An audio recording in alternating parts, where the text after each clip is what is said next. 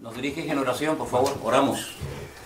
Gracias Dios grande por este día, Señor. Gracias por esta oportunidad de poder estar reunidos aquí, Señor, como hermanos. Gracias. Padre, te rogamos que en tu misericordia, Señor, nos abras la mente, nos des sabiduría, muéstranos tu palabra, Señor, que no sea interpretaciones vanas ni de otras personas, Señor, sino que sea tu palabra y lo que tú quieres decir con ella, Señor. Bendice este tiempo, Dios, en el nombre de tu amado Jesús. Amén.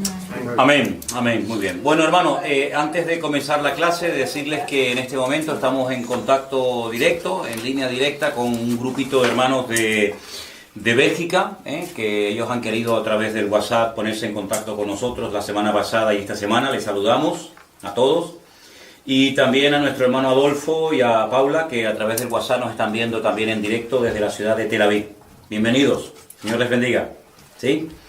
Y no se ofendan los que nos están siguiendo fielmente estas clases, porque han sido muchísimas las personas que nos han escrito y nos han mandado saludos e incluso preguntas, pero para que se haga más o menos una idea, esta tarde, como a las 4:30 de la tarde, hora nuestra, ya habían visto la clase la semana pasada, 5.346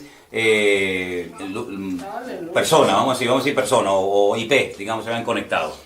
Nos ha escrito personas desde México, Zaida Patricia, Rosalía Mendoza de México, María Alvarado de Arizona, Claudia desde Zaragoza, menos mal que nos escribe alguien de España también, Alfredo González de Colombia, Vilma Marenco de Puerto Rico, Nubia Ruiz de Costa Rica, Franklin Garaví desde Guayaquil, Armando López de Perú, María José de Sevilla, también tenemos una hermana de Sevilla que nos está viendo, Flor Medina de El Salvador, Oscar Rodríguez de Buenos Aires, Claudia Doraliza desde Chile, Leida Coronel desde Venezuela, Enrique Díaz desde Uruguay, Aya de Lobo desde Aruba, en fin, hay un montón de gente que, gracias al Señor, pues están viendo estas clases y bueno, nos alegra muchísimo. Hacíamos una pregunta y la vamos a responder antes de entrar en la clase de hoy, ¿quiénes eran los sátrapas? Los sátrapas son mencionados en el libro de Daniel. Cuando el rey Nabucodonosor tuvo un sueño, dice la Biblia que él se llamó a los sátrapas y a otras personas. Los sátrapas eran los gobernadores de las provincias, ¿vale? En vez de llamarlos gobernadores de provincias, lo llamaban sátrapas.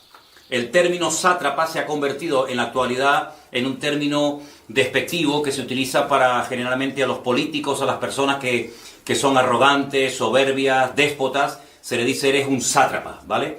Pero en los tiempos de la Biblia, los sátrapas eran los gobernadores que gobernaban las provincias bajo el imperio de los medo-persas, ¿vale? Eso eran los sátrapas. Luego nos están haciendo preguntas sobre si la iglesia pasa o no pasa por la gran tribulación o pasa por una parte de la tribulación. Hoy hablaremos Dios mediante en la clase acerca de este tema. Y también una persona, Carlos D'Andrea, nos mandaba un correo y nos decía cuáles son las diferencias entre la mujer que aparece en el capítulo 12 de Apocalipsis, otra mujer que aparece en el capítulo 13 y otra mujer que aparece en el capítulo 17. No es la misma mujer, la del capítulo 12, ni la del 13, ni la del 17. Son figuras simbólicas que a través de mujeres el Señor nos da unas lecciones extraordinarias. Pero no es el tema de hoy. ¿Sí? Cuando toquemos el capítulo 12, el 13 y el 17 de Apocalipsis, explicaremos quiénes son. Solamente decir así ahora mismo que no se trata de la misma persona. Son entidades, son organismos completamente diferentes los unos de los otros. La semana pasada, Isabel nos hacía una pregunta. Cuando yo dije que el imperio de Alejandro Magno, el imperio de los griegos, se había dividido en 4... Bueno, después de su muerte hubieron muchísimas guerras, se pelearon muchos generales, pero al final se quedaron 4, digamos los más fuertes o los más poderosos fueron los que se repartieron el territorio que había conquistado previamente Alejandro Magno. El nombre de los generales yo se lo di la semana pasada, Silimaco, Seleuco, Ptolomeo, Casandro, y ahí tienen en la pantalla, el territorio que se repartieron esos 4 generales. Decirles, por ejemplo, que Lisimaco, el general llamado Lisimaco, se apropió de lo que sería Frigia. Frigia es en la actualidad Turquía. Todo el territorio de Turquía lo tenía bajo su cuidado, bajo su mando, Lisimaco. Tracia Ponto, Bitinia, Capadocia, Pérgamo y Galacia. Esas eran las zonas que el general llamado Lisimaco se apropió. Frigia, actual Turquía, Tracia, Ponto, Bitinia, Capadocia, Pérgamo y Galacia. No se preocupen que yo después les paso estos apuntes para que ustedes los anoten, ¿vale? Casandro, ahí en el mapa pueden ver que Casandro se apropió de lo que se llama Macedonia y Grecia, ¿vale? La zona de Macedonia y Grecia le correspondió a Casandro. Ptolomeo se apropió de la zona de Egipto y de lo que se llamaba o se conocía como la tierra de Canaán o Palestina, ¿ve?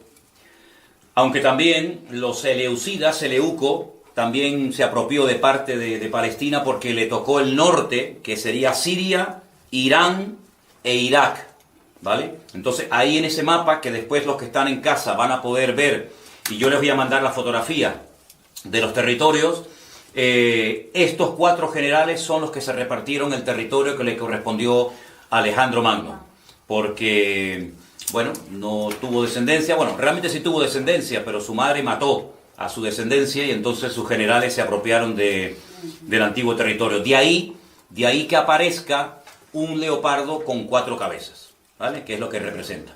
Ustedes han recibido esta tarde un papel, esto que se va a poner después cuando se edite en diferido la clase. Ustedes han recibido un papel donde aparecen las 22 letras del alfabeto hebreo, ¿vale? No vamos a hablar hoy acerca del número ni del nombre de la bestia, pero esto sí quiero que lo tengan. Yo lo tengo así plastificado siempre dentro de mi Biblia, ¿vale? Y pueden observar que las 22 letras se reparten en 3 bloques. Tenemos por un lado las unidades del 1 al 9, tenemos las decenas del 10 al 90 y tenemos las centenas, Kov, Resh, Shinta, las 100, 200, 300 y 400. Con estas combinaciones de letras y otras 5 letras de estas 22 que varían su forma a la hora de escribirla, porque mantienen el mismo nombre, pero al final se llaman con el nombre de la letra y se añade la palabra Sofit, que significa final. Con estas letras se hacen las combinaciones y se sacan los valores numéricos de palabras, de países, de ciudades y, como no, también de personajes que tuvieron mucho que ver directamente con la historia del pueblo de Israel. Pero eso lo tienen ahí para más adelante, ¿de acuerdo? Hoy vamos a comenzar la clase leyendo en Primera de Corintios, capítulo 15, por favor. Vamos a Primera de Corintios, capítulo 15, a partir del versículo 51, ¿vale? Una de las preguntas que se suelen hacer muchos creyentes, y nos han llegado estas preguntas a nosotros en estos días, es si la iglesia pasa o no la gran tribulación, ¿vale? Entonces, en el libro que les recomendé la semana pasada del famoso Dwight Pentecost, Eventos del Porvenir, un libro que se escribió en la década de los años 50, pues resulta de que en ese libro se presentan las diferentes posturas doctrinales acerca de si la iglesia pasa o no pasa la gran tribulación. Nosotros vamos a leer unos versículos en esta tarde y dejando a un lado los prejuicios, dejando a un lado lo que tantas veces se ha repetido hasta la saciedad, vamos a la luz de las Escrituras ver qué es lo que dice la Biblia y qué es lo que no dice la Biblia. Primera de Corintios, capítulo 15, del versículo 51 en adelante, dice así: He aquí os digo un misterio. Podríamos decir que la palabra misterio se podía haber traducido también por la palabra secreto. Pablo dice, les voy a revelar un secreto, algo que nadie ha revelado, algo que nunca se ha dicho ni escrito hasta este momento. No todos dormiremos, pero todos seremos transformados. La palabra que aparece ahí es metamorfosis, ¿vale? Es el proceso que hace que un gusano se convierta en mariposa. Eso es metamorfosis, es un cambio de naturaleza total y absoluto. Ese cambio, esa transformación o metamorfosis se producirá, verso 52, en un momento, en un abrir y cerrar de ojos. Y da un dato espectacular, que muchas veces no sé por qué no se ha tenido en cuenta. A la final trompeta. Es decir, esta transformación instantánea, en décimas de segundo, en un momento, en un abrir y cerrar de ojos, será al final, a la final trompeta. Porque se tocará la trompeta y los muertos serán resucitados incorruptibles y nosotros seremos transformados. Porque es necesario que esto corruptible se vista de incorrupción y esto mortal se vista de inmortalidad. Verso 54. Cuando esto corruptible se haya vestido de incorrupción y esto mortal se haya vestido de inmortalidad, entonces se cumplirá la palabra que está escrita: sorbida o vencida es la muerte en victoria. Ahora, una vez que hemos leído el capítulo 1 del libro de Apocalipsis y entramos ya directamente en los mensajes que el Señor tiene para las diferentes iglesias, que ya lo veremos en su momento, vamos a darnos cuenta de que en el libro de Apocalipsis se revelan 21 juicios diferentes, clasificados en 3 grupos de 7.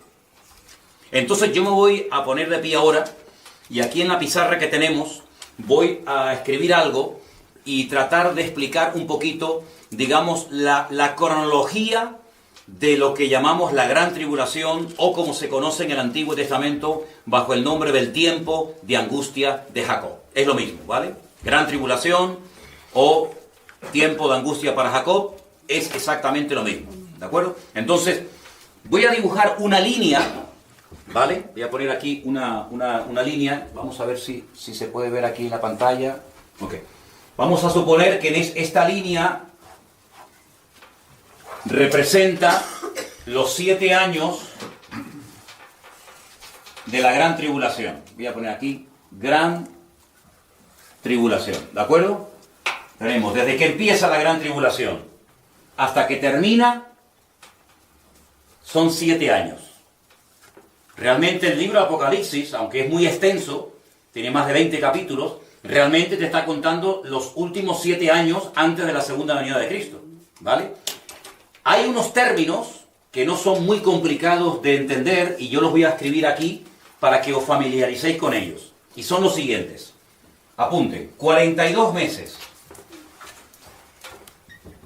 1260 días, ¿vale? 3 años y medio. Y el último término es tiempos, en plural. Tiempos, tiempo y la mitad de un tiempo.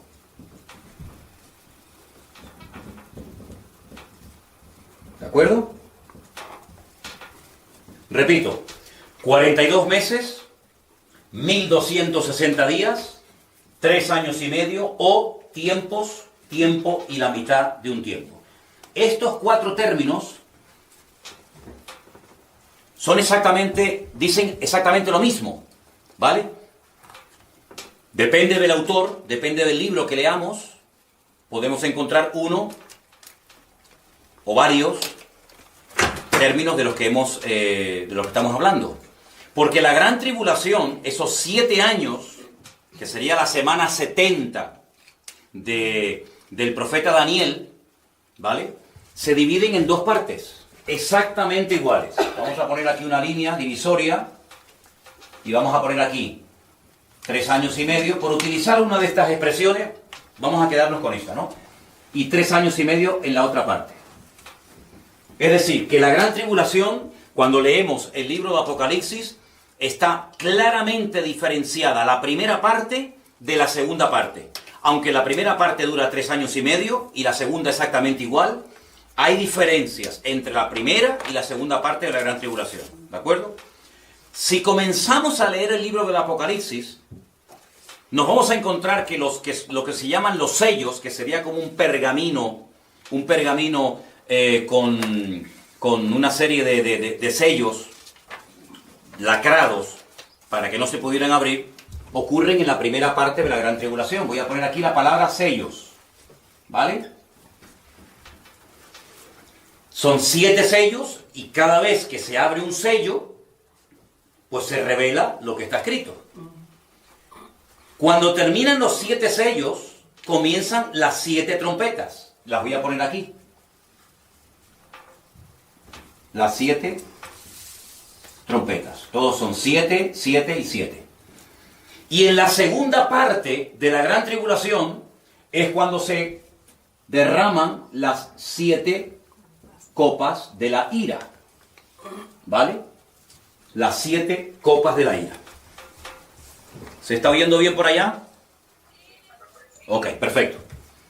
Entonces tenemos que saber esto porque hay personas que lo mezclan todo.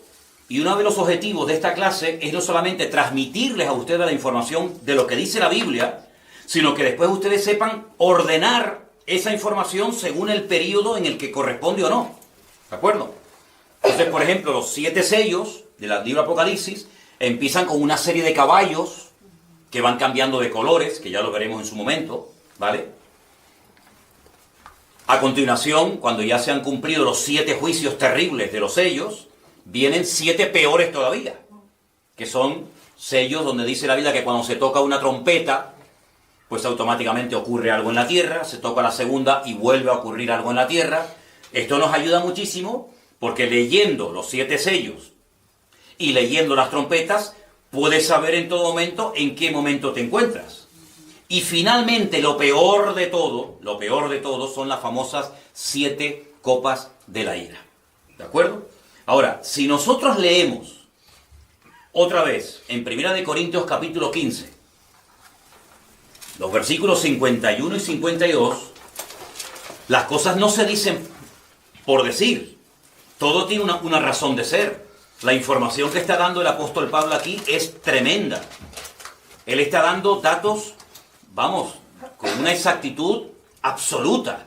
Y él dice, vuelvo a repetirlo, 1 Corintios 15, 51, he aquí que os voy a revelar un misterio, un secreto. No todos dormiremos, es decir, no todos se van a morir. Saben que el dormir es sinónimo de morir. Pero todos seremos transformados. En un momento y en un abrir y cerrar de ojos. Es decir, algo que, vamos, que no hay ni tiempo ni para pensarlo. ¿Cuándo se va a producir eso? Él lo dice aquí, y esto lo dicen todas las Biblias del mundo. A la final trompeta. Yo pregunto, ¿cuántas trompetas se mencionan en el libro de Apocalipsis? 7. Pero es que antes de las 7 toques de trompeta, o esos 7 juicios terribles en la tierra, donde hay cataclismos y tsunamis, etcétera, etcétera, hay 7 sellos primeramente. Y entonces es por sentido común. Si los 7 sellos se tienen que dar primero, y a continuación las 7 trompetas, y me dice la Biblia, yo no estoy quitando ni poniendo nada, simplemente leo, interpreto literalmente, que en un momento y en un abrir y cerrar de ojos, a la final trompeta, los muertos serán resucitados incorruptibles y luego nosotros seremos transformados. Pues entonces la pregunta que hacen muchas veces las personas, ¿pasa o no pasa la iglesia por parte de la tribulación, sí o no? Bueno, pues usted lea la Biblia y lo que la Biblia dice es lo que dice. Ahora, ¿qué es lo que ocurre? Y yo estoy seguro que muchos de los que están viendo, o escuchando, mejor dicho, esta información por primera vez en su vida, incluido pastores, incluido gente que se sube al púlpito y predica la palabra, pero hermano, a mí me han enseñado de toda la vida que la iglesia no pasa por ninguna parte de la gran tribulación, ni la primera, ni la mitad, ni la última, y a mí también me lo enseñaron. A mí también me lo enseñaron cuando estudié en el seminario, en la escuela bíblica de las Asambleas de Dios. A mí me dijeron que nosotros nos vamos, que cuando las cosas se empiecen a poner feas, la iglesia no pasa y que la iglesia se va. Y que los que se quedan son los judíos, los malos, los que no quisieron aceptar el evangelio, etcétera, etcétera. Pero bueno, eso te lo dicen y en ese momento no tienes mucha información y no tienes muchos datos. Pero según van pasando los años y vas estudiando y vas indagando y profundizando en las Sagradas Escrituras, te das cuenta de que hay cosas que a veces te han podido enseñar que realmente las crees porque te las enseñaron, pero no porque tú llegaste a la conclusión, estudiando la Biblia por ti mismo, de que eso realmente era así. Entonces, ¿de dónde viene eso? Claro, uno tiene que estudiar. Y ahora agárrense al dato que les voy a compartir. Esto es tremendo. Esto es para muchos y para denominaciones enteras. Esto es una bomba. En el año 1832, tomen nota de esta cifra, por favor, siglo XIX. Año 1832, un señor llamado John Nelson dijo por primera vez en la historia del cristianismo que la iglesia no pasaría por ninguna parte de la gran tribulación. Un señor llamado Scofield, de hecho hay una Biblia que se llama la Biblia de Scofield, registró la postura, digamos, doctrinal o la opinión del señor John Nelson en 1832, y a partir de ese año muchas congregaciones, más que nada de corte pentecostal, de corte, vamos a decir así, más liberales, etcétera. Las tradicionales no. Las iglesias tradicionales, el protestantismo oficial, digamos, de toda la vida, no se abrió tanto ni aceptó tanto esta postura. Pero otras iglesias, digamos, de corte más pentecostal, más modernas, pues les vino como anillo al dedo. Entonces, la pregunta es, si hasta el 1832 los cristianos no creían que la iglesia iba a pasar, que la iglesia no iba a pasar por la gran tribulación, ¿qué es lo que creían? No, al contrario.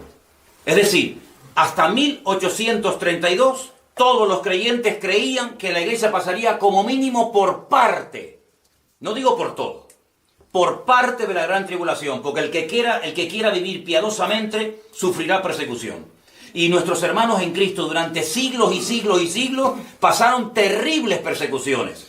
Lean ustedes la historia del cristianismo, por ejemplo, durante los primeros 300 años del Imperio Romano. Fue una masacre y una persecución terrible. Crucifixiones, en la arena del circo romano morían despedazados, quemados. Bueno, aquello fue terrible.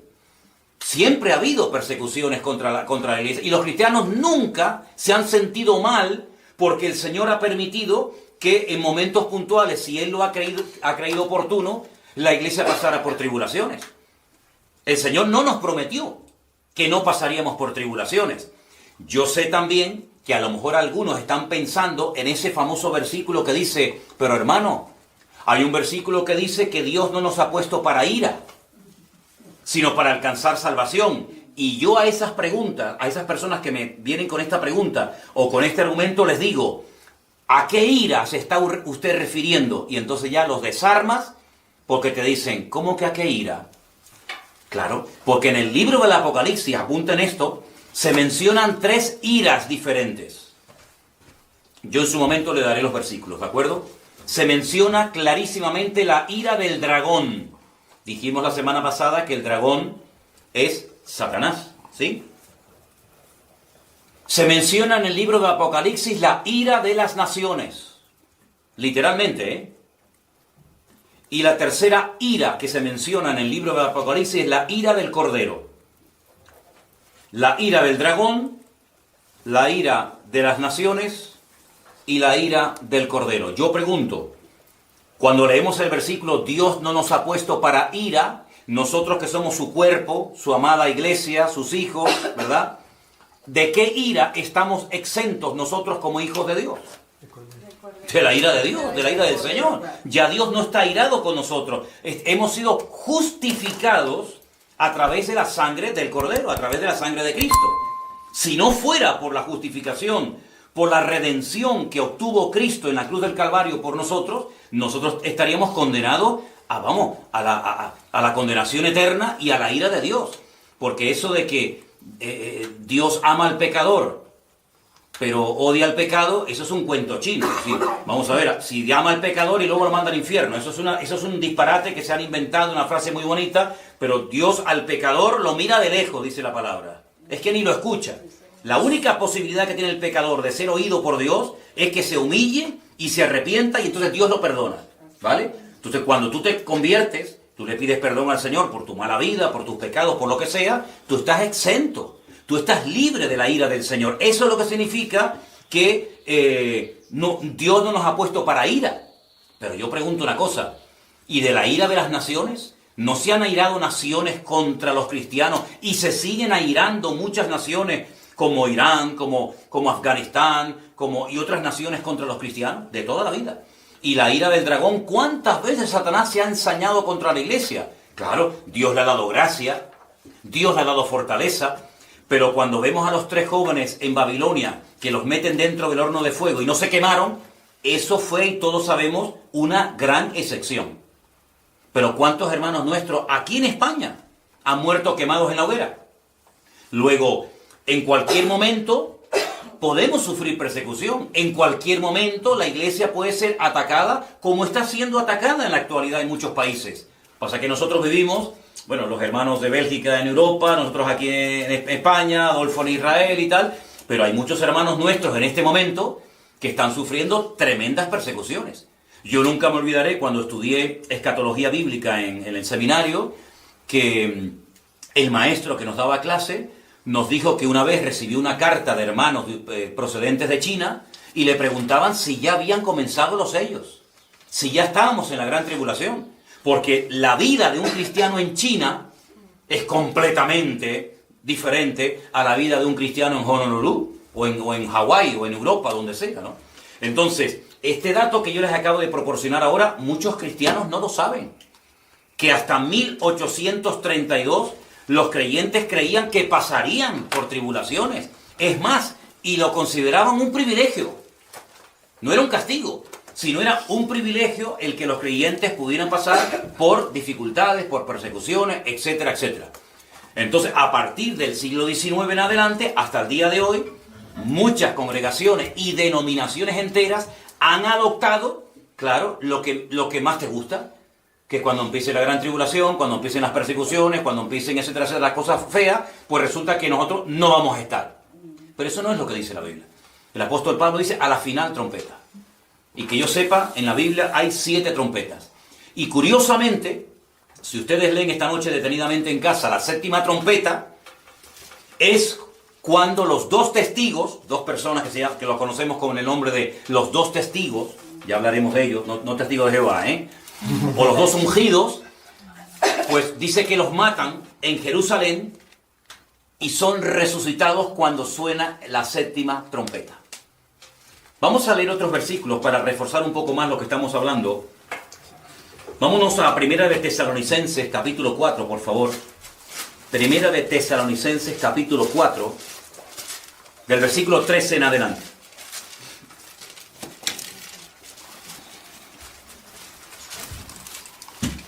¿Lo tienen, hermanos? Sí. Ok. Tampoco queremos, hermanos, que ignoréis acerca de los que duermen, para que no os entristezcáis como los otros que no tienen esperanza. Porque si creemos que Jesús murió y resucitó, y lo creemos, amén, hermanos, Amén. así también traerá Dios con Jesús a los que durmieron en él. Por lo cual, escuchen bien esto, os decimos esto en palabra del Señor. Nosotros que vivimos, claro, Pablo él pensaba que iba a ser arrebatado. Él pensaba que le iba a pillar la segunda venida del Señor, pero bueno, no fue así. Pero él decía, nosotros que vivimos, que habremos quedado hasta la venida del Señor, no precederemos a los que durmieron. Porque el Señor mismo, con voz de mando, con voz de arcángel, con trompeta de Dios, descenderá del cielo y los muertos en Cristo resucitarán primero. Luego nosotros, los que vivimos, los que hayamos quedado, seremos arrebatados, el famoso rapto, juntamente con ellos en las nubes, para recibir al Señor en el aire, y así estaremos siempre con el Señor. Por tanto, alentaos los unos a los otros con estas palabras. Pero mira lo que dice. Pero acerca de los tiempos y de las ocasiones, no tenéis necesidad, hermanos, de que yo os escriba. Porque vosotros sabéis perfectamente que el día del Señor vendrá como ladrón en la noche. Que cuando digan paz y seguridad, Entonces vendrá sobre ellos destrucción repentina, como los dolores a la mujer encinta, y no escaparán. Verso 4. Mas vosotros, hermanos, no estáis en tinieblas o en ignorancia, para que aquel día os sorprenda como ladrón en la noche. Cuando se emplea el término que Jesús vendrá como ladrón en la noche, pero sin embargo el apóstol Pablo dice, velad y orad, vosotros no estáis en tinieblas, para que aquel día os sorprenda como ladrón en la noche. ¿En qué quedamos? Si viene como ladrón en la noche, ¿nos va a sorprender o no nos va a sorprender? A nosotros no nos va a sorprender que Cristo venga. De hecho, la iglesia debería tener permanentemente la actitud de que estamos esperando al Señor. Dice que si el padre de familia está velando, a él no le van a robar. Pero al que le roban es al que se duerme, al que se despista, al que se distrae, y automáticamente vienen y le roban, y cuando se da cuenta ya es demasiado tarde. Entonces, para el mundo el Señor vendrá como ladrón en la noche. Pero todas las señales, la cronología del Apocalipsis, los versículos de Pablo, las cartas que escribió el apóstol Juan, el libro de Daniel, Ezequiel, etcétera, etcétera, nos advierte y nos prepara para saber en qué momento de la historia nos encontramos. Entonces, yo nunca, cuando estudié en la escuela bíblica, me hicieron ver con tanta claridad, como yo creo que lo estamos viendo en esta tarde, que tanto el arrebatamiento como la resurrección de los muertos en Cristo no sucederá hasta que sea el final, el toque de la final trompeta. Eso es lo que dice la palabra de Dios. Hay 2 resurrecciones en la Biblia, y voy a ponerlas aquí en la pizarra para que los que están tomando nota lo tengan en cuenta. Hay una primera resurrección que se llama la resurrección de los muertos en Cristo, o la resurrección para vida, ¿vale? Voy a poner aquí, primera resurrección, ¿ok? En esta primera parte, primera resurrección. Y al final de la gran tribulación, se produce la segunda resurrección. Solamente hay 2. ¿Vale? Yo estoy apuntando ahí cosas que ocurren tanto en la primera parte como en la segunda parte de la gran tribulación. Primera parte, sellos y trompetas. Y primera resurrección. ¿Vale? A la final trompeta, a la mitad. Segunda parte de la gran tribulación, las copas de la ira. Y al final, la segunda resurrección, ¿vale? Más cosas que ocurren para saber clasificar, para saber poner cronológicamente las cosas. Los famosos 2 testigos, de los cuales no hemos hablado, pero apuntarlo, ya en su momento hablaremos. Primera parte de la gran tribulación. Pongo aquí los 2 testigos. ¿Ok? Dice que ellos predican durante 1260 días. En la primera parte de la gran tribulación. Al final de los 3 años y medio, los matan, no los entierran, los tienen tirados en una plaza pública en Jerusalén durante unos días, y al tercer día resucitan. ¿Vale? Segunda parte de la gran tribulación. Aquí es donde aparece el famoso 666, o la marca de la bestia. Por eso no se preocupen, a nosotros eso no nos va a afectar. Aquí en la segunda parte de la gran tribulación es donde se produce la famosa batalla de Armagedón. La famosa batalla de Armagedón, donde millones de personas, de soldados, procedentes de todas partes del mundo, vienen y se dan lugar en el valle de Megiddo, un valle inmenso en Israel, ¿vale? Os cuento todo esto para que todas estas cosas que oímos del Armagedón, del anticristo, del falso profeta, etcétera, etcétera, no solamente sepan de qué se trata, sino sepan ubicarlo en el tiempo para no tener un potaje en la cabeza y decir, bueno, no sé cuándo pasa una cosa, cuándo pasa otra. No, las cosas tenemos que saber en el orden en el que van a suceder, ¿vale? Previamente a la venida del Señor hay muchas señales, pero ahora vamos a leer una porción espectacular que está escrita con un orden matemático, con un orden extraordinario que nos va a ayudar a nosotros a entender las secuencias del plan profético de Dios. Esa porción, por favor, anótenla. Segunda de Tesalonicenses, capítulo 2. Esta es una de mis porciones favoritas a la hora de explicar todo esto, porque cualquiera puede entender lo que a continuación vamos a leer. Repito, segunda de Tesalonicenses, capítulo 2, del versículo 1 en adelante. Y permítame que les diga antes de leer que apunten estas dos palabras. Una sería la palabra epifanía, y la segunda palabra sería la palabra parousia. ¿Vale? Epifanía y parousia. La palabra epifanía siempre hace referencia en el griego, en el texto griego del Nuevo Testamento, a la primera venida de Cristo. A la primera aparición del Mesías, cuando viene como cordero, cuando viene como siervo sufriente a morir, a pagar el precio de nuestros pecados, ¿vale? Que ya se había producido. Cuando Pablo escribe lo que vamos a leer ahora, ya la epifanía, la primera venida del Señor, ya se había producido, ¿vale? Yo quiero solamente mencionarles que en el Nuevo Testamento, solamente en el Nuevo Testamento, hay más de 150 versículos que hablan de la segunda venida de Cristo. Y a la segunda venida de Cristo se usa la palabra parousia para diferenciarla de la primera. ¿Me explico?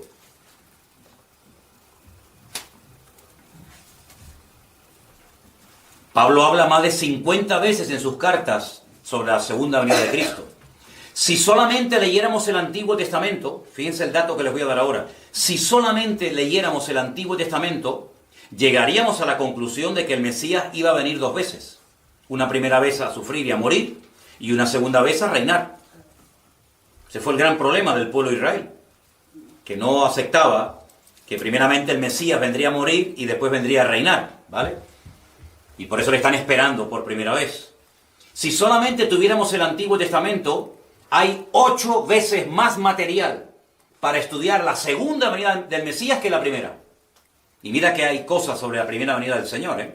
Es decir, estamos con un tema de trascendental importancia. Después de estos datos, leemos en 2 de Tesalonicenses, capítulo 2, versículo 1. Con respecto a la venida de nuestro Señor Jesucristo, yo pregunto, ¿a qué venida se refiere? Entonces, ¿qué palabra aparece ahí en el texto griego original? Parousia. Yo les dije la semana pasada, lo vuelvo a mostrar aquí a la cámara y a los hermanos que nos están viendo, que este es un libro extraordinario para estudiar el texto griego de todo el Nuevo Testamento. Se lo recomiendo a todos, ¿eh? Todo el Nuevo Testamento, aquí tienen casi palabra por palabra, ¿sí? Y si ustedes leen el texto griego, se van a dar cuenta de que en el versículo 1 dice con respecto a la parousia, es decir, con respecto a la segunda venida del Señor Jesucristo y nuestra reunión con Él, os rogamos, hermanos, que no os dejéis mover fácilmente de vuestro modo de pensar, ni os conturbéis, ni por espíritu, ni por palabra, ni por carta, como si fuera nuestra, en el sentido de que el día del Señor está cerca. Versículo 3. Nadie os engañe en ninguna manera, porque no vendrá, ¿quién? El Señor. Estamos hablando de la segunda venida del Señor. No vendrá sin que antes venga la apostasía y se manifieste el hombre de pecado, el hijo de perdición. Estos son adjetivos, son expresiones para referirse al anticristo. ¿Vale? Este hombre de pecado, este hijo de perdición, es nada más y nada menos que el anticristo. Y ahora dice, el cual se opone y se levanta contra todo lo que se llama Dios o es objeto de culto, tanto que se sienta en el templo de Dios como Dios, haciéndose pasar por Dios. Hay que decir la verdad. Cuando el apóstol Pablo escribió esta carta, el templo de Jerusalén no había sido destruido. El templo de Jerusalén se destruyó en el año 70. Probablemente ya Pablo había muerto en esa fecha. Él murió por el 60 y pico, ¿vale? Pero nosotros que leemos en el año 2020 este versículo y dice que este hombre de pecado, este hijo de perdición, que se levanta contra todo lo que se llama Dios, de tal manera que se sienta en el templo de Dios, haciéndose pasar por Dios. ¿Cómo interpretamos esto? ¿Cuál es el templo de Dios? En aquel momento, ¿cuál era el templo de Dios?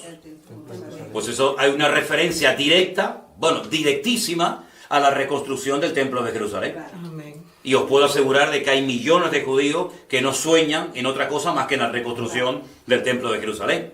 Ahora Pablo dice, ¿no os acordáis que cuando yo estaba todavía con vosotros os decía esto? Ahora vosotros sabéis lo que lo detiene, a fin de que a su debido tiempo se manifieste. Fíjense el orden. El Señor tiene que venir, pero no puede venir sin que se manifieste la apostasía, ahora hablaremos de eso, y se manifieste, se dé a conocer el hombre de pecado, el hijo de perdición. Pero a su vez, este personaje, el anticristo, no se puede manifestar porque hay algo que le está impidiendo que se manifieste, hasta que ese algo sea quitado de en medio, y entonces, dice aquí, entonces, se manifestará aquel inicuo, versículo 8, aquel inicuo se manifestará a quien el Señor matará con el espíritu de su boca y destruirá con el resplandor de su venida. Pero fijaros el verso 7, porque ya está en acción el misterio de la iniquidad, solo que hay quien al presente lo detiene, hasta que él, artículo determinado masculino, esto es muy interesante y muy importante, hasta que él sea quitado de en medio. Por eso cuando te dice la gente, bueno, es que el anticristo no se puede manifestar hasta que la iglesia sea quitada de en medio y sea arrebatada y se vaya, entonces se manifiesta el anticristo. Pero es que la iglesia jamás es tratada en género masculino. Aquí dice hasta que él, no hasta que ella. Entonces dicen, bueno, claro, es verdad, la iglesia es esposa, la iglesia es novia, la iglesia es femenino, entonces no encaja con esto de él. Entonces el Espíritu Santo. ¿El Espíritu Santo no es Dios? Sí, claro. Pues si es Dios, está en todas partes, en todo momento. ¿Dónde dice la Biblia? ¿Dónde dice literalmente la Biblia que el Espíritu Santo tiene que ser quitado de la tierra para que se manifieste el anticristo? Eso no lo dice la Biblia. Eso lo enseñan en las escuelas bíblicas. Eso lo repiten como los loros. Muchos cristianos dicen, no, es el Espíritu Santo, hermano. Y cuando tú le preguntas, bueno, ¿dónde lo dice en la Biblia? No te lo pueden demostrar. Porque no han aprendido de memoria, de carretilla, como los loros que repiten la lección, pero no porque la Biblia realmente lo diga. Pero ahora dice aquí, inicuo, versículo 9, otro nombre al anticristo, cuyo advenimiento, cuya aparición es por obra de Satanás. Es decir, Satanás está detrás de este tipo. Con gran poder y señales y prodigios, pero mentirosos. Cuidado que no todos los milagros tienen su origen en Dios, ¿eh? Cuidado que el enemigo pueda hacer más de lo que se imaginan muchos, ¿eh? Con todo engaño de iniquidad para los que se pierden, por cuanto no recibieron el amor de la verdad para ser salvos. Por esto Dios les envía un poder engañoso para que crean a la mentira. ¿No quieren creer la verdad? Ok, pues toma la mentira. A fin de que sean condenados todos los que no creyeron a la verdad, sino que se complacieron en la injusticia. Entonces, fijaros este pasaje, esto es una bomba. Porque si nosotros decimos que el Señor tiene que venir, pero no puede venir el Señor hasta que se manifieste la apostasía y el hombre de pecado, yo les pregunto a todas esas personas, a todos esos sinceros cristianos, hermanos nuestros en el Señor, que dicen, hermano, el Señor puede venir ahora mismo. Es que eso no es lo que dice la Biblia. Yo solamente os voy a hacer una especie de... No quiero utilizar la palabra apostar, ¿no? Pero les voy a demostrar que hoy no va a venir el Señor. Si viene el Señor en medio de la clase, como dice que puede venir en cualquier momento, pues tendré que pedir perdón y decir, hermano, me equivoqué, discúlpenme. Cuando nos veamos todos allá arriba en la presencia del Señor, les diré, hermano, no sé lo que estaba pensando, pero si hoy no viene el Señor cuando termine esta clase, entonces no mentí. Dije la verdad y tenía razón. ¿Por qué yo digo que hoy no puede venir el Señor? No es que lo diga yo, sino porque la palabra de Dios dice que el Señor no va a venir hasta que se manifieste el hombre de pecado, el hijo de perdición, y venga la apostasía. Primera pregunta que quiero hacer, ¿qué es la apostasía? Apartarse del Enfriamiento. Señor. ¿Santiago? Enfriamiento de la iglesia. El enfriamiento, bueno, está bien, pero es mucho más que el enfriamiento. Las personas Porque ya la que- iglesia de la Odisea ya estaba tibia.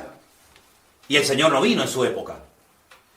Para mí es apartarse de... Apartarse, de sí. Apartarse de la palabra. Apartarse del Eso no Señor, fue- de la palabra. ¿Saben que hay un versículo cuando Pablo le escribe a Timoteo? Seguramente que a los hermanos que nos están viendo estarán pensando en él. Dice, pero dice el Espíritu claramente, ¿verdad?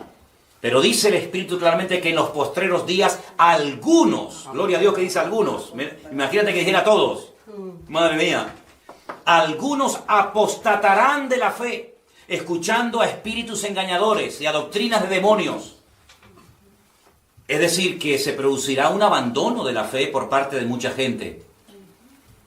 Hay un versículo muy interesante que dice, hermanos, está en el último capítulo de la carta a Santiago. Y empieza el versículo diciendo, hermanos, si alguno de entre vosotros se ha extraviado de la verdad, sepa que el que haga volver al pecador del error de su camino, salvará de muerte un alma y cubrirá multitud de pecados. ¿Os suena ese versículo? Sí. Hermanos, si alguno de entre ustedes, hermanos, se ha extraviado de la verdad, el que haga volver al hermano, no, al que haga volver al pecador del error de su camino, salvará de muerte un alma y cubrirá multitud de pecados. Se producirá un abandono masivo de mucha gente. Claro, algunos me dicen, bueno, pero muchos de los que abandonan los caminos del Señor, se apartan de la iglesia, se enfrían, se van al mundo, no eran convertidos. Bueno, es que hoy en día es muy difícil, y les digo con la mano en el corazón, ¿no? Hoy en día es muy difícil decir, este es convertido o este no es convertido, porque en mi época te decían, este es cristiano, y uno decía sí o no. Pero hoy en día yo digo, no sé, no lo sé, porque parece, pero después resulta que no. Y aquel que parecía que no era, resulta que a lo mejor era más que el que parecía que era. Entonces, hoy en día es muy complicado. Lo que dice la Biblia es que vendrá un tiempo de gran apostasía. Y claro, vendrán falsas doctrinas. ¿Y cómo está la iglesia en la actualidad? Métanse en internet, vayan por ahí, visiten un poco las congregaciones. Jamás en la historia de la humanidad ha habido tanta falsa doctrina y tanta manipulación y tanto engaño y tanta barbaridades como de un tiempo a esta parte. Algunos dirán, pero hermano, ya en los tiempos de Pablo ya había falsos profetas y falsos pastores y falsos apóstoles y falsas doctrinas. Hombre, eso siempre ha existido. Ya en el primer siglo decían que Cristo no era Dios.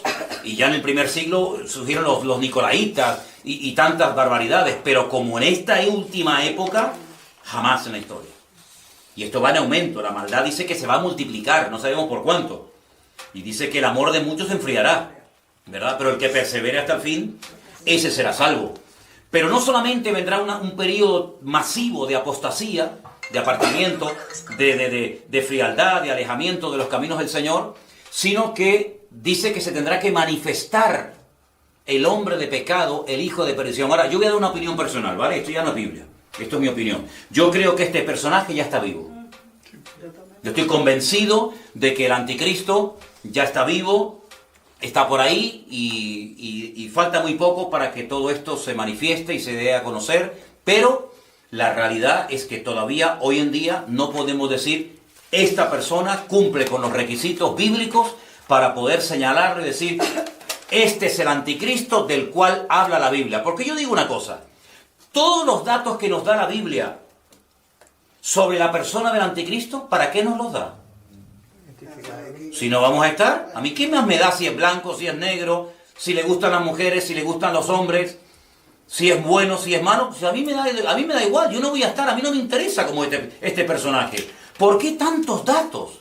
¿Por qué tanta información? ¿Por qué dice la Biblia del amor de las mujeres huirá? ¿Por qué dice la Biblia que se hará del Dios de la fortaleza? ¿Por qué da la Biblia tantos datos sobre estos personajes? Para que no nos sorprendan las cosas como a algunos les sorprende cuando oyen cosas diferentes, pero que son tan bíblicas como las que han oído de toda la vida, y sepamos en todo momento en qué momento y en qué tiempo de la historia nos encontramos.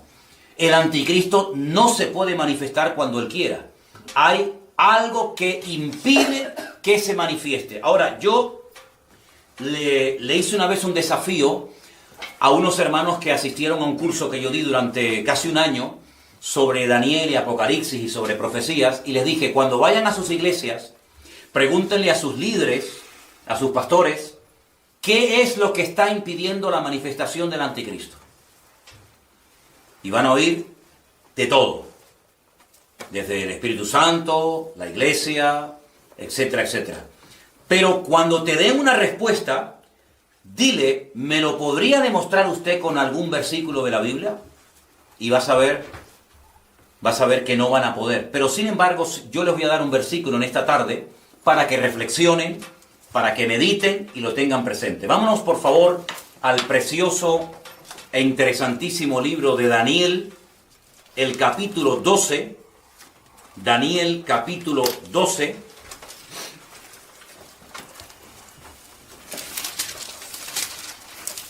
Vamos a leer del versículo 1 en adelante, por favor. Daniel capítulo 12, del versículo 1 en adelante.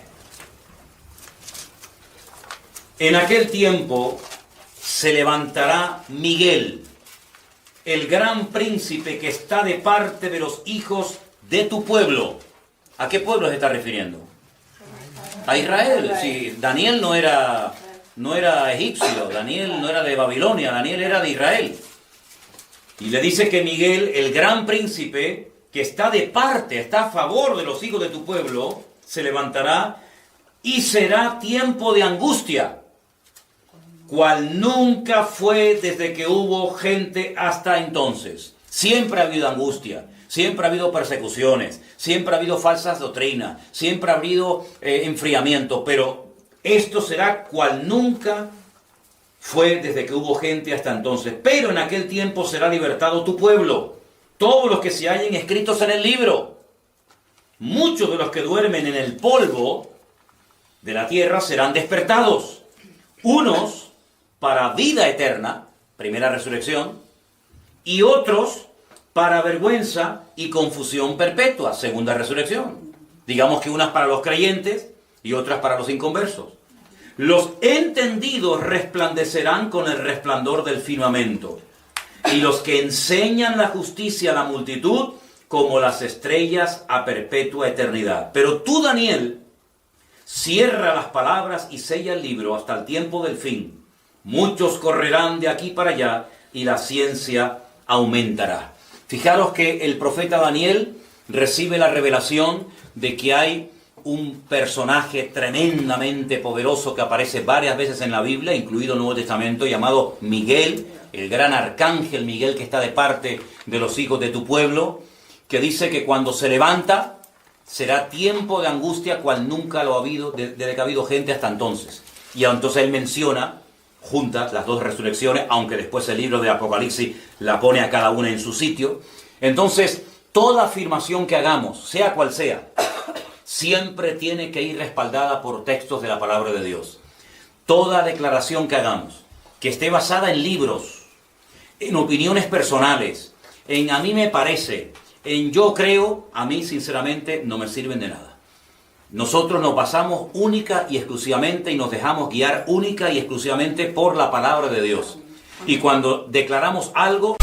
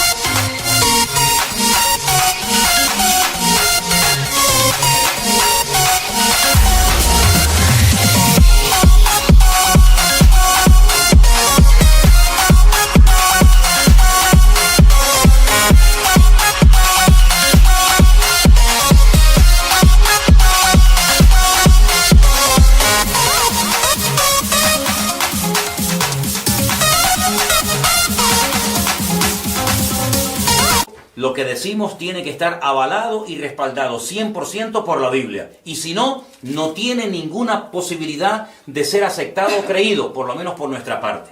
¿De acuerdo? Entonces, para hacer un pequeño resumen, tenemos los 7 años de la gran tribulación, que realmente se relatan de una forma muy detallada y muy bonita en el libro del Apocalipsis, a través de 7 sellos, de 7 trompetas y de 7 copas de la ira. Los sellos y las trompetas se llevan a cabo en la primera parte de la gran tribulación. A la final trompeta, Pablo dice que los muertos en Cristo resucitan primero y luego los que estén vivos en ese momento serán arrebatados juntamente con el Señor para estar con Él para siempre en el aire. Cuando nos pregunta la gente, me preguntaron una vez, ¿usted no cree en el arrebatamiento? Mi respuesta siempre es la misma. Yo creo en todo lo que dice la Biblia. ¿La Biblia habla de un arrebatamiento? Sí. ¿No dice la Biblia, 2 estarán en una cama, el uno será tomado y el otro será dejado? ¿No dice la Biblia, 2 estarán en el campo, el uno será tomado y el otro será dejado? ¿No dice la Biblia que en un momento y en un abrir y cerrar de ojos, millones de seres humanos, de creyentes que han puesto su confianza y su fe en el Señor, serán arrebatados, serán llevados en vida? Pues si yo estoy en vida, cuando venga el Señor, y yo no he muerto, pues yo seré llevado en vida, ¿no? Luego habrá millones de personas que no morirán. Serán arrebatados con el Señor porque estaban en vida. Pero los muertos en Cristo, los que nos precedieron, serán primeramente resucitados. Y luego, y todos los que no creyeron en Cristo, todos los que blasfemaron su nombre, todos los que rechazaron el Evangelio, esa gente que murió, que son millones y millones y millones, ¿cuándo resucita esa gente? ¿Qué pasa con esa gente? Al final de la gran tribulación, los últimos capítulos del libro de Apocalipsis, se produce el juicio ante el gran trono blanco, y es cuando dice la Biblia que se abre el libro de la vida. Quisiera leer algunos versículos de este pasaje, de este capítulo, muy interesantes, para que os deis cuenta acerca de la segunda resurrección. Estamos en el libro del Apocalipsis, por favor. En el libro del Apocalipsis. Y dice en el capítulo 20, vi un ángel que descendió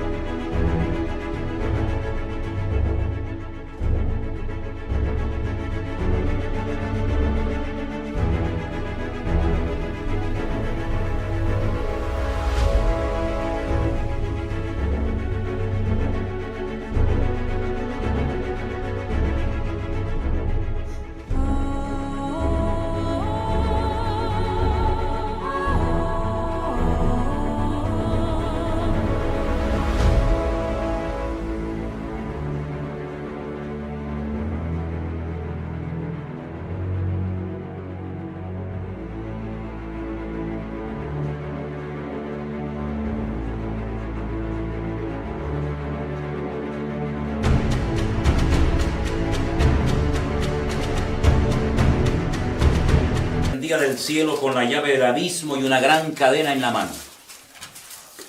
Prendió al dragón, a la serpiente antigua, que es el diablo y Satanás, y lo ató por 1000 años. Eso cuando se lleva a cabo el milenio, del cual hablaremos después, o más tarde. Lo arrojó al abismo y lo encerró, y puso su sello sobre él, para que no engañase más a las naciones hasta que fuesen cumplidos 1000 años. Después de esto, debe ser desatado por un poco de tiempo. Más adelante, dice, vi tronos y se sentaron sobre ellos los que recibieron la facultad de juzgar. Vi las almas de los decapitados por causa del testimonio de Jesús y por la palabra de Dios. Los que no habían adorado a la bestia ni a su imagen, que no recibieron la marca en su frente ni en sus manos, y vivieron y reinaron con Cristo 1000 años. Pero los otros muertos no volvieron a vivir hasta que se cumplieron los 1000 años, desde después del milenio, cuando resucitan, ¿sí? Y entonces dice un poquito más adelante, en el capítulo 20, versículo 11, 11, vi un gran trono blanco y al que estaba sentado en él, de delante del cual huyeron la tierra, el cielo y ningún lugar se encontró para ellos, y vi a los muertos grandes y pequeños de pie ante Dios. Los libros fueron abiertos y otro libro fue abierto, el cual es el libro de la vida, y fueron juzgados los muertos por las obras que estaban escritas en los libros según sus obras. El mar entregó los muertos que había en él, y la muerte y el Hades entregaron los muertos que había en ellos, y fueron juzgados cada uno según sus obras. Y la muerte y el Hades fueron lanzados al lago de fuego. Esta es la muerte segunda. Y el que no se halló inscrito en el libro de la vida fue lanzado al lago de fuego. Tremendo. ¿Saben que hay congregaciones, digamos, que se llaman evangélicas, que ya no quieren hablar del infierno, de la condenación eterna, porque es algo muy fuerte, es algo que les cuesta aceptar? Pero yo creo que un Dios tan santo y tan justo, si no existiera una condenación y un castigo por los pecados, no sería un Dios justo. No puede ser que al final todos se salven, no importa si han creído, si no han creído, se hayan comportado bien, se hayan comportado como auténticos tiranos. Sería la peor injusticia de la humanidad el que al final Dios dijera, bueno, todos al final se salvan. No, la Biblia habla de un cielo y la Biblia habla de un infierno, de una salvación eterna y de una condenación eterna. Y es aquí y ahora donde elegimos dónde vamos a pasar la eternidad. Y dice la Biblia que en el momento en el que somos salvos, nuestros nombres son inscritos en el libro de la vida, y los que no estén inscritos en ese libro, dice la Biblia que no podrán disfrutar de la Nueva Jerusalén, que también se menciona en el capítulo 21 y 22 del libro del Apocalipsis, ¿de acuerdo? Así que durante los 7 años de la famosa gran tribulación, millones de personas se van a salvar, por supuesto. Dice la Biblia que no solamente estarán los 2 testigos, sino que además quiero aquí apuntarles algo también muy interesante que se da aquí, y son los 144.000 sellados, ¿sí? Los 144.000 sellados. Dice la Biblia que 12.000 de cada tribu. 12.000 de la tribu de Judá, 12.000 de la tribu de Zabulón, 12.000 de cada tribu, un total de 144.000 judíos que estarán predicando en los primeros 3 años de lo que llamamos la tribulación o gran tribulación, junto con los 2 testigos. Los 2 testigos los matan. Yo sé que por ahí han dicho, bueno, los 2 testigos son fulanito y menganito. Nosotros no podemos afirmar, no podemos decir el nombre, como algunos se han atrevido. Incluso hay un pastor español que en su libro ha dicho, los 2 testigos son fulano y mengano. A mí me parece una auténtica temeridad, porque si la Biblia no lo dice, no sé cómo este señor se atreve a decir el nombre de los 2 testigos. Pero bueno, tú sabes que en esta vida hay de todo. Pero van a convertirse millones de personas. Incluso después, en la segunda parte durísima, terrible de la gran tribulación, se van a convertir millones de personas, no te quepa la menor duda. Y cuando termine la gran tribulación, en esa batalla terrible, tremenda, la batalla de Armagedón, empezará lo que se llama el milenio, ¿vale? Donde casi podríamos decir que volvemos a los tiempos del Jardín del Edén. Muchas características del Jardín del Edén volverán a darse durante el periodo del milenio, pero ya hablaremos en su momento de todo eso. Bueno, queridos hermanos, esta ha sido la clase que hoy hemos tenido. Espero que ustedes hayan aprendido mucho, y les digo a todos los que nos están viendo por internet y van a ver estas clases, que por favor nos hagan llegar todas las preguntas y todas las dudas que tengan, y con la ayuda del Señor procuraremos cada semana responder a las preguntas que ustedes nos hagan llegar. Y ahora nosotros aquí pues daremos también tiempo para que ustedes hagan sus preguntas. Que el Señor les bendiga a todos.